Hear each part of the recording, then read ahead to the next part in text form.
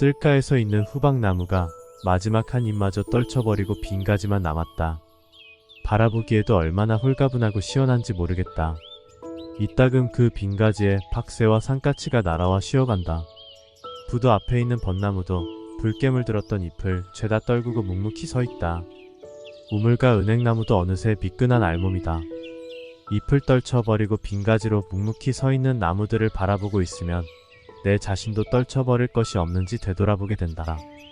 나무들에 견주어 볼 때 우리 인간들은 단순하지 못하고 순수하지 못하며 건강하지도 지혜롭지도 못한 것 같다. 그저 많은 것을 차지하려고만 하고 걸핏하면 서로 미워하고 시기하면서 폭력을 휘두르려 하며 때로는 한 치 앞도 내다보지 못한 채 쿵 막혀 어리석기 짝이 없다. 오늘 오후 옷깃을 여미게 할 만큼 바람 끝이 쌀쌀하고 잔뜩 찌푸린 날씨였다. 산을 오르기로 했다. 산에 사는 사람이 산을 오른다고 하니 이상하게 들릴지 모르지만 산속에서도 오를 산은 얼마든지 있다. 그래서 첩첩산이라고 하지 않던가. 뒷등성이로 올라 오리나무 숲을 찾아갔다. 오리나무 숲도 잎들을 어지간히 떨쳐버리고 옹기종기 모여 겨울채비를 하고 있었다. 헐헐 벗어버린 나무계 숲속을 거닐고 있으면 이상하게도 아주 포근하고 따뜻하게 나무들의 체온이 다가선다. 잎을 무성하게 달고 있을 때는 그런 걸 느낄 수 없었는데 빈 가지로 서 있는 나무들에서 도리어 따뜻함을 감촉할 수 있다. 사람도 마찬가지일 것이라는 생각이 든다. 이것저것 많이 차지하고 있는 사람한테서는 느끼기 어려운 그 인간미를 초출하고 맑은 가난을 지니고 사는 사람한테서 훈훈하게 느낄 수 있다. 이런 경우에 가난은 주어진 빈곤이 아니라 자신의 분수와 그릇에 맞도록 자기 몫의 삶을 이루려는 선택된 청빈일 것이다. 주어진 가난은 악덕이고 부끄러움일 수 있지만 선택된 그 청빈은 결코 악덕이 아니라 미덕이다.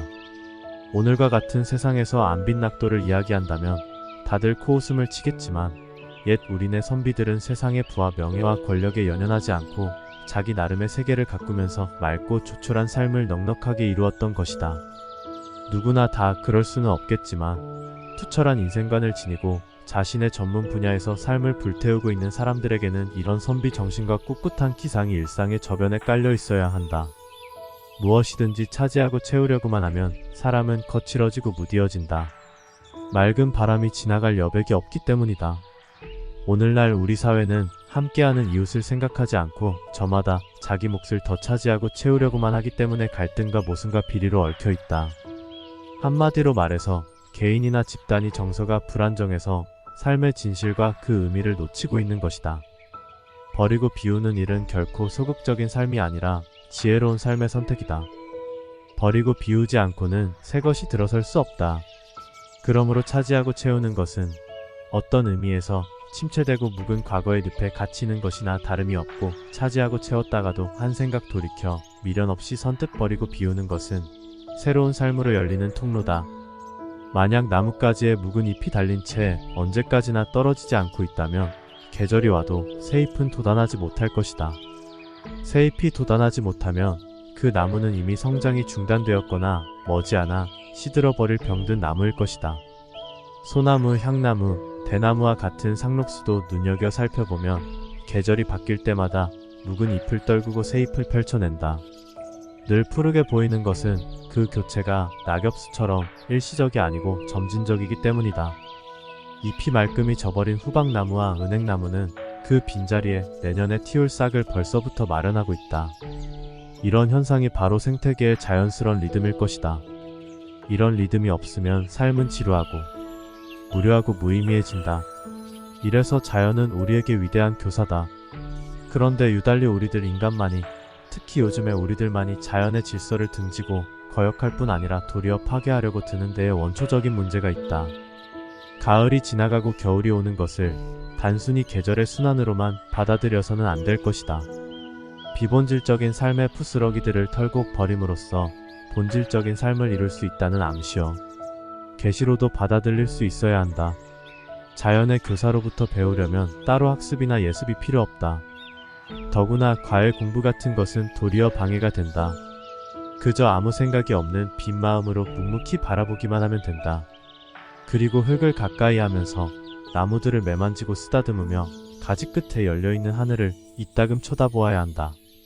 하늘은 툭 트인 무한한 우주 공간을 우리에게 안겨줌으로써 어느 일부분에 매달리거나 안주하려는 그 집착으로부터 벗어나게 한다. 우리들 삶의 현장에 막힌 벽만 있고 툭 트인 공간이 없다면 인간의 의식은 생기를 잃고 이내 시들어버릴 것이다. 여백은 이래서 본질을 새롭게 인식시켜준다. 의식의 개혁이란 이미 있는 것에 대한 변혁이 아니라 그 공간과 여백에서 찾아낸 새로운 삶의 양식이다. 의식의 개혁 없이 새로운 삶은 이루어질 수 없다. 잎이 져버린 오리나무 숲에서 이런 가르침을 들으며 아주 신선한 오후의 한때를 보낸 것은 오늘 하루 내 삶의 보람이 아닐 수 없다. 나무 줄기를 쓰다듬으니 거칠거칠한 그 속에서도 여리디 여린 부드러움이 있다. 거칠고 살벌한 이 풍진 세상에서도 우리 안에는 원천적으로 여리고 부드러움이 내재되어 있다는 소식일까? 산마루에 올라 첩첩이 쌓인 먼 산을 바라본다. 아래서 올려다 볼 때와는 달리 시야가 툭 트이니 내 마음도 트이는 것 같다. 보다 멀리 내다보려면 다시 한층 더 높이 올라가라는 옛말이 실감이 난다. 우리 옛 그림의 선비가 언덕에 올라 뒷짐을 지고 멀리 내다보는 풍경이 덜어있다. 얼핏 보면 무료하게 보일 수도 있지만 유심히 보면 그 안에 삶의 운치와 여유와 지혜가 들어있다. 도시의 빌딩에서 내다보이는 전경은 또 다른 빌딩일 뿐이다. 도시에는 여백이 별로 없이 그저 뻑뻑이 들어찬 감일 뿐이다. 따라서 삶의 여백 또한 지니기 어렵다. 여백이 없는 사유는 자칫 환상이나 망상으로 치닫기 쉽다.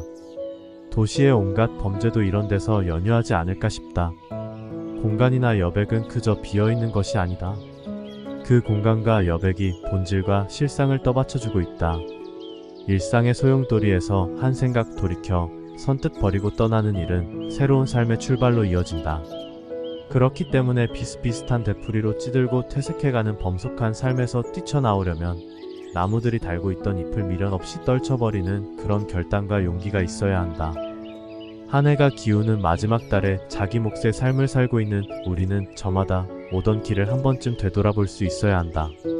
지금까지의 삶에 만족하고 있다면 그는 새로운 삶을 포기한 인생의 중고품이나 다름이 없다. 그의 혼은 이미 빛을 잃고 무디어진 것이다. 우리가 산다는 것은 끝없는 탐구이고 시도이며 실험이다. 그런데 이 탐구와 시도와 실험이 따르지 않는 삶은 이미 끝난 것이나 다름이 없다. 자연의 리듬은 멈추거나 끝나는 일이 절대로 없다. 자연은 스스로를 정화하면서 가장 자연스럽게 존재한다. 우리 인간도 먹는 것, 입는 것, 생각하고 활동하는 것, 대인관계 등의 억지나 과시나 허세가 없이 지극히 자연스러워야 한다.